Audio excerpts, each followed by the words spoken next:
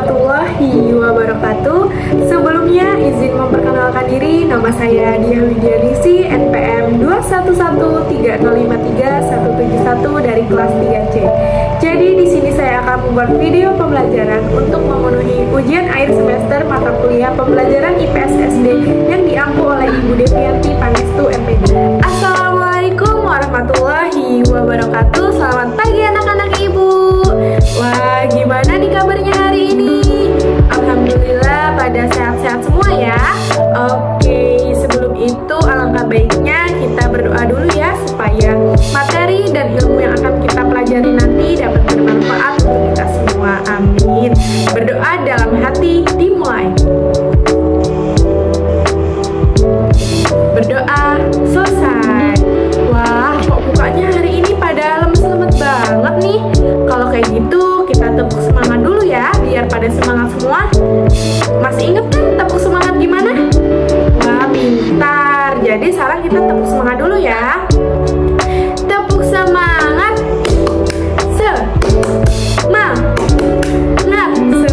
Semangat. Oke, sekali lagi ya. Tepuk semangat. Semangat. Wah, udah pada semangat nih kayaknya. Sekarang kita mulai masuk ke materi ya. Jadi materi yang akan kita bahas yaitu tema 3, peduli terhadap makhluk hidup.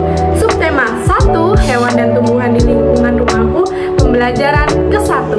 Fokus mata pelajaran pada kegiatan kita kali ini adalah ilmu pengetahuan sosial.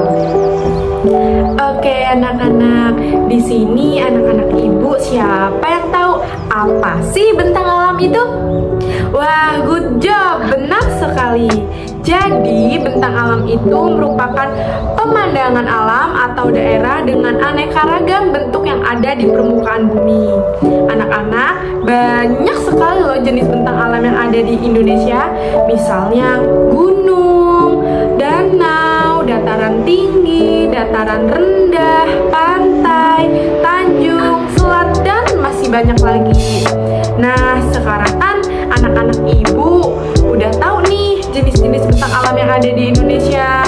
Sekarang Ibu di sini mempunyai gambar. Kalian amati ya.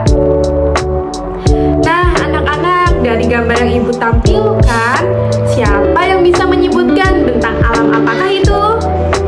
Wah, pintar anak-anak Ibu. Jadi, untuk gambar yang pertama itu jenis bentang alam dataran tinggi, yang kedua dataran rendah, dan yang ketiga pantai. Oke anak-anak, jadi kita akan bahas satu-satu terlebih dahulu ya. Yang pertama kita akan membahas dataran tinggi. Anak-anak semua, di sini siapa yang tahu pengertian dari dataran tinggi itu? Wah, pintar anak-anak Ibu. Benar ya, jadi dataran tinggi itu atau yang biasa kita sebut dengan plato merupakan sebuah dataran yang terletak pada ketinggian di atas 700 meter dari permukaan air laut. Dataran tinggi ini terbentuk dari hasil erosi dan juga sedimentasi loh. Nah anak-anak, kalian kan sekarang sudah tahu nih pengertian dari dataran tinggi. Di sini siapa yang tahu karakteristik apa saja yang dimiliki oleh dataran tinggi? Siapa yang berani maju ke depan? Wah, good job, pintar sekali. Jadi dataran tinggi itu memiliki karakteristik loh. Yang pertama, memiliki iklim yang sejuk. Yang kedua, biasanya pertaniannya itu dibuat terasiring.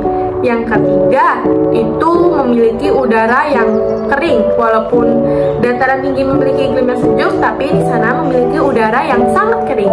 Dan yang keempat adalah jarang terjadi hujan turun ya anak-anak. Anak-anak Ibu, jadi di Indonesia itu terdapat beberapa wilayah dataran tinggi loh. Ada yang tahu apa? Wah, belum pada tahu ya? Jadi di sini Ibu akan kasih tahu ya. Jadi wilayahnya itu misalnya Malang, Bogor, Bandung. Anak-anak, ternyata juga ada loh dataran tinggi yang terletak lebih dari 1000 meter di atas permukaan air laut. Itu misalnya dataran tinggi Dieng dan dataran tinggi Bromo. Anak-anak, ternyata dataran tinggi ini sumber daya alamnya dapat dimanfaatkan loh oleh masyarakat sekitar. Ada yang tahu apa? Wah, pintar! Jadi, dataran tinggi itu bisa dimanfaatkan sebagai bidang pertanian hortikultura, misalnya lahan perkebunan, teh, kopi, kina, sayuran, dan masih banyak lagi. Nah, anak-anak, tadi kan kita sudah membahas tentang dataran tinggi ya. Sekarang kita akan membahas yang kedua, yaitu dataran rendah.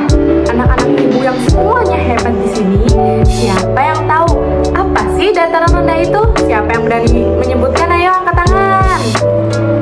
Wah, benar ya, pintar anak-anak ibu semua. Jadi, dataran rendah adalah hamparan tanah luas yang berada di ketinggian relatif rendah, yaitu 0 sampai 200 meter di atas permukaan laut. Dataran rendah ini dapat kita sebut sebagai dataran aluvial. Dataran rendah ini terjadi akibat proses sedimentasi sungai. Dataran rendah biasanya juga berada di dekat pantai atau hilir sungai yang mengakibatkan sering terkena banjir. Nah, anak-anak, tadi kan kalian sudah mengetahui nih pengertian dari dataran rendah. Sekarang siapa yang tahu karakteristik apa saja yang dimiliki oleh dataran rendah? Wah, kalau belum tahu, ibu kasih tahu ya. Jadi, dataran rendah itu memiliki beberapa karakteristik. Yang pertama, tanahnya relatif datar. Yang kedua, biasanya di daerah sekitar pantai, tapi ada juga yang di daerah pedalaman. Yang ketiga, memiliki tanah yang sangat subur. Yang keempat, memiliki tekanan udara yang lebih tinggi dibandingkan dengan dataran tinggi. Nah, dataran rendah juga itu banyak ditemui di Pulau Jawa, Sumatera, Kalimantan, misalnya di Banjarmasin, Papua, Bali, dan Nusa Tenggara. Anak-anak semua, ternyata dataran rendah juga bisa dimanfaatkan loh oleh masyarakat sekitarnya. Misalnya, sebagai jalur transportasi. Yang kedua, pusat aktivitas penduduk. Yang ketiga, lahan pertanian, perkebunan, dan peternakan. Nah, anak-anak, sekarang kita akan membahas tentang alam yang ketiga, yaitu pantai. Pasti anak-anak ibu semua di sini sudah pernah ke pantai kan? Nah, kalau sudah, siapa yang berani menyebutkan dan tahu apa sih pantai itu? Oke, kalau belum tahu, jadi pantai adalah wilayah yang menjadi titik pertemuan antara lautan dan daratan yang diukur dari pasang tertinggi dan surut terendah. Pantai menjadi batas antara wilayah yang sifatnya daratan dengan lautan. Anak-anak, ternyata pantai juga memiliki karakteristik. Coba di sini siapa yang bisa menyebutkan karakteristik dari pantai? Wah, pintar. Benar ya. Jadi salah satu karakteristik dari pantai itu tanahnya berpasir. Selain itu juga pantai memiliki karakteristik banyak ekosistem mangrove di sekitarnya. Selanjutnya memiliki garis pantai yang permanen dan terjaga dengan sangat baik. Yang selanjutnya berperan sebagai rumah bagi banyak jenis makhluk hidup yang tinggal di lautan, serta dapat menjadi sumber kehidupan bagi masyarakat yang tinggal di sekitar pantai. Misalnya saja adalah nelayan mencari ikan, dan biasanya pantai itu terdapat pola usaha budidaya air payau. Nah, anak-anak semua, itu tadi adalah karakteristik dari pantai. Sekarang siapa yang berani menyebutkan apa saja manfaat dari pantai? Ayo, siapa yang tahu? Kan kalian pernah ke pantai nih, pasti tahu dong manfaatnya.